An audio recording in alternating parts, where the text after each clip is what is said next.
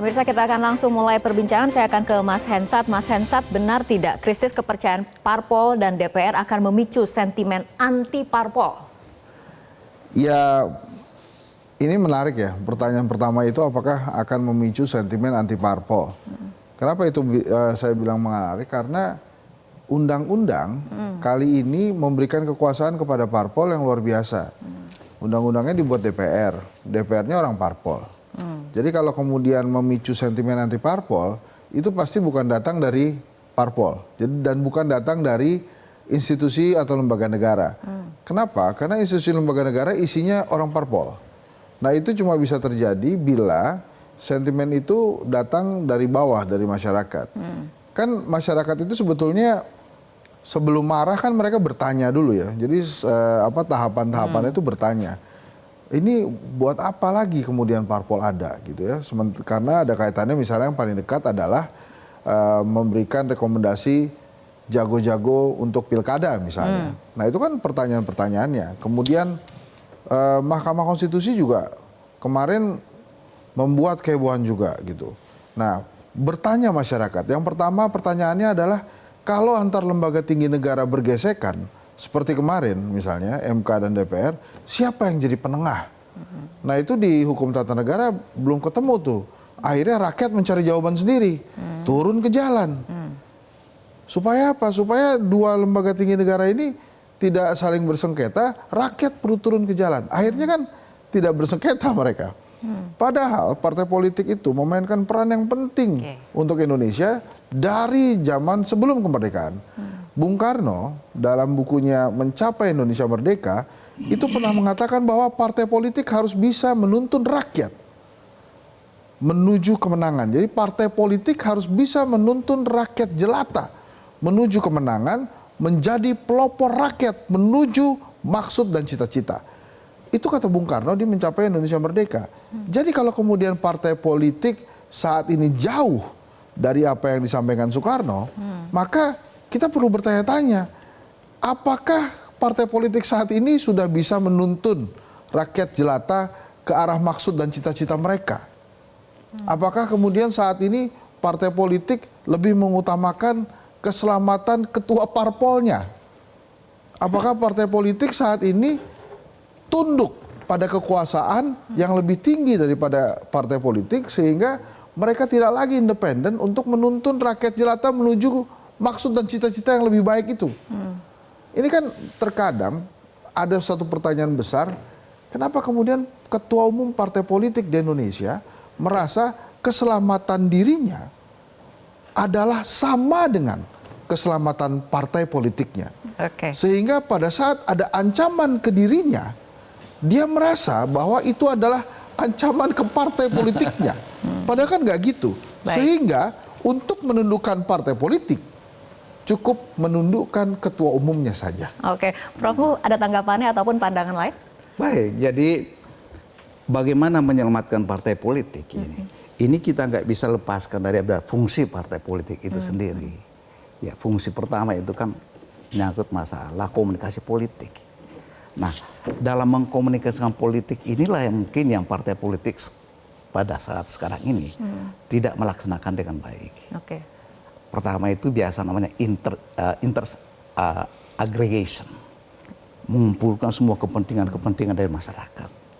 Setelah inter-aggregation itu ada interest articulation lagi, merumuskan ini kebijakan-kebijakan, merumuskan kepentingan-kepentingan masyarakat, bukan kepentingan elit, tapi kepentingan rakyat. Baru dibawanya lagi, akhirnya pemerintah menjadikan suatu public policy, kebijakan publik untuk kepentingan rakyat. Nah, inilah yang tidak terjadi dengan baik. Jadi partai politik harusnya in between antara pemimpin dengan masyarakat. Nah, dan partai politik harus dekat sama rakyat, mengkomunikasikan sama pemerintah, bukan dekat sama pemerintah. Dan ini berbahaya. Mencermati kota kosong sekarang, saya ingin sampaikan di sini singkat bahwa partai politik di negara demokrasi beda fungsinya dengan partai politik di negara komunis. Ini kita harus hati-hati. Partai politik di negara komunis itu memaksakan individu untuk sesuai dengan keinginan politik itu sendiri. Memaksa keinginan. Dan juga mengontrol semua lini kehidupan. Dari atas ke bawah. Baik. Tetapi partai politik di negara demokrasi tadi, itu tadi ada komunikasi, ada interest aggregation, articulation, sampai kepada public policy untuk kepentingan rakyat. Ini. Baik. Nah, ini kita harus hati-hati, jangan sampai kita semua terkumpul dalam satu wadah, dan ini berbahaya sekali. Artinya parpol harusnya di antara tadi rakyat dan pemimpin seperti itu ya, Prof. Baik, saya akan ke Romo. Nah, mengenai realita politik ini yang kemudian makin jauh dari norma politik, bagaimana pandangan Romo? Ya, norma politik itu mengenai yang seharusnya, politik itu mengenai yang nyata. Dan masalahnya apakah yang nyata mau mengikuti yang seharusnya.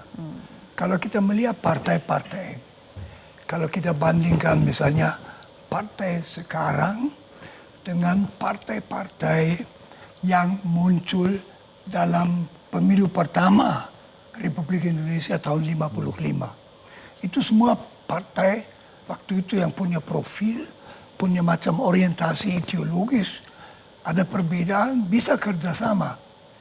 Partai-partai sekarang itu hanya terarah pada seorang pemimpin. Jadi orang juga bisa pindah kalau pemimpin A kurang memuaskan, dia pindah ke pemimpin B.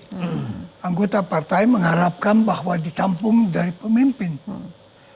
Lagi pula masalahnya, kalau menjadi misalnya anggota DPR, saya dengar ya bahwa harus sekurang-kurangnya tersedia 5 sampai 10 miliar rupiah satu orang.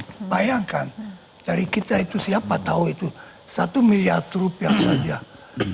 Banyak 5 miliar, berarti yang bisa dipilih hanya orang yang super kaya atau yang disponsori oleh orang kaya. Itu tidak berarti bahwa orang-orang itu semua jelek, itu tidak. Tetapi tentu perhatian mereka, kepentingan mereka itu mengembalikan uang itu. Dan bagaimana keuangan, siapa yang mewakili orang kecil. Misalnya siapa yang mewakili orang-orang di Jakarta yang hidup dari jualan di pinggir jalan. Atau petani kecil. Atau kalau misalnya orang asing bertanya, petani kecil, nelayan kecil biasanya sebaiknya memilih partai mana. Nggak ada jawaban. Nggak ada partai mewakili. Jadi itu masalah mereka Dewan Perwakilan Rakyat mewakili siapa sebetulnya. Pertanyaan seperti itu kemudian yang muncul terutama di publik ya. Baik, selanjutnya kita akan mengamati ataupun memantau apa kemudian pandangan mengenai respon dari netizen mengenai manuver elit politik. Apakah kemudian berdampak positif untuk rakyat, dan 85% mengatakan tidak. Melalui buku How Democracy Die, 2 ilmuwan politik Universitas Harvard menuding tampilnya pemimpin tirani dan pemerintahan otokrasi adalah dosa elit politik. Parpol memberi dukungan atas dasar elektabilitas, bukan berdasar kualitas dan integritas. Demokrasi menjadi oligarki yang membagi-bagi jabatan publik bagaikan konsensi. Kembali ke Romo mengenai realita yang terjadi, etika bagi-bagi jabatan ataupun realitanya seperti itu, bagi-bagi jabatan, bagaimana pandangannya Romo? Bagi-bagi jabatan itu sebetulnya dalam sebuah demokrasi, pemerintah biasanya akan didukung oleh beberapa partai. Partai lain membentuk oposisi. Dan jabatan seharusnya memperhatikan kualitas orang yang diharapkan memenuhi jabatan ini supaya menjalankan tugasnya. Dan partai akan mendukung pemerintah atau tidak mendukung tergantung dari orientasi politiknya. Di mana penting diperhatikan bahwa adanya oposisi itu kadang-kadang menurut saya dilihat keliru. Oposisi itu sangat menguntungkan karena itu cara bagaimana konflik dan perbedaan dalam demokrasi dipecahkan tanpa permusuhan dan tanpa tabrakan. Itu oposisi. Oposisi bukan musuh. Kami akan gulingkan tapi membawa hal-hal kritis. Oke, nah berbicara mengenai fenomena politik, saya akan ke Mas Hensat mengenai pilkada yang akan berlangsung November nanti. Ini ada 43 pilkada yang melawan kota kosong. Sebetulnya calon tunggal ini dampaknya untuk rakyat. Kita berbicara mengenai pandangan rakyat. Apa kemudian efeknya terhadap rakyat? Baik, buruk, tidak berpengaruh atau seperti apa Mas Hensat? Ya makanya untuk mencegah kota kosong sebetulnya DPR itu perlu mengubah aturan ambang batas. Kalaupun tidak ada threshold, tapi harus ada batas maksimal atau batas atas thresholdnya. Misalnya sekarang kan 6,5, 7,5 sampai 8,5 kan. Tapi harus ada batasan misalnya 40%. Jadi kalau partai politik itu mau ngajak semua partai politik, misalnya nih, ini mohon maaf kalau salah nih.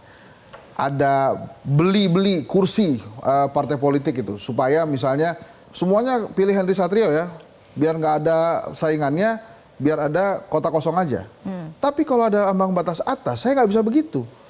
Maksimal 40%, sorry. Maaf nih, saya sudah 40%. Kalian harus bikin koalisi yang lain. Tapi karena saat ini nggak ada ambang batasnya, jadi yang punya logistik besar itu bisa aja tuh mengajak semua partai politik masuk ke dalamnya untuk memilih dirinya. Dan itu yang terjadi. Dan itu yang terjadi saat ini. Dan lagi-lagi Rara, dalam peraturan saat ini jeleknya kota kosong ya. Kalau kota kosongnya menang, ya, bila kota kosongnya menang, di dalam peraturan itu akan dilaksanakan pemilu ulang mengikuti jadwal pemilu terdekat. Nah ini kan serentak, ada lagi 5 tahun lagi. Jadi kalau kota kosong yang menang, ya pemilu serentaknya itu pemilu ulangnya dilakukannya 5 tahun lagi. Lantas siapa yang menjadi kepala daerah? Dipilih oleh pemerintahan pusat, dipilih oleh Jakarta kalau masih jadi ibu kota. Sehingga ya pasti yang akan dipilih adalah apapun kriterianya, kroni-kroninya pasti akan dipilih. Jadi kota kosong itu menurut saya bukan jadi solusi demokrasi sebetulnya. Jadi memang seharusnya peraturannya diubah itu ada ambang batas atas. Nah tadi kan Romo Magnis bicara tentang pembagian kursi-kursi. Dulu tuh waktu Megawati Soekarno Putri jadi oposisi, tahun 2010 di Kongres di Bali, di Sanur itu dia mengatakan bahwa sejarah partai kita itu lebih besar daripada cuma bagi-bagi kursi kekuasaan dan istana negara. Wow, itu Megawati bilang gitu. Yang lain-lainnya sekarang ketua umum lain juga kalau pidato keren-keren begitu tuh. Ini bukan tentang bagi-bagi kekuasaan. Tapi ternyata kan begitu MK melonggarkan kursi di pilkada hanya 6,5% atau 7,5% suara loh, bukan kursi. Ternyata kan partai-partai politik juga nggak banyak tuh yang kemudian mundur dari koalisi mencalonkan sendiri gitu. Ini kita bicara Jakarta aja. Itu begitu jadi 7,5%. Kan Golkar, Gerindra, PKS, PKB itu nggak narik diri kan untuk mendorong calonnya sendiri. Kenapa? Karena ada satu hal lagi, pilkada kita terlalu dekat dengan pilpres, sehingga partai politik itu merasa terbelenggu. Wah, kalau saya nanti narik diri dari koalisi, saya bisa kehilangan kursi menteri. Kalau tiba-tiba kemudian dijanjikan 3 kursi menteri, tetap 3 kursi, tapi jadi wamen kan pusing juga tuh partainya. Jadi gini loh maksud saya, itu tadi Mbak Rara punya pertanyaan bagus, bagaimana dengan bagi-bagi kursi? Saya sih jawabnya belum siap partai politik itu untuk tidak bagi-bagi kursi. Karena kenapa? Ada perbedaan perjuangan partai politik dari masa ke masa dan dari waktu ke waktu.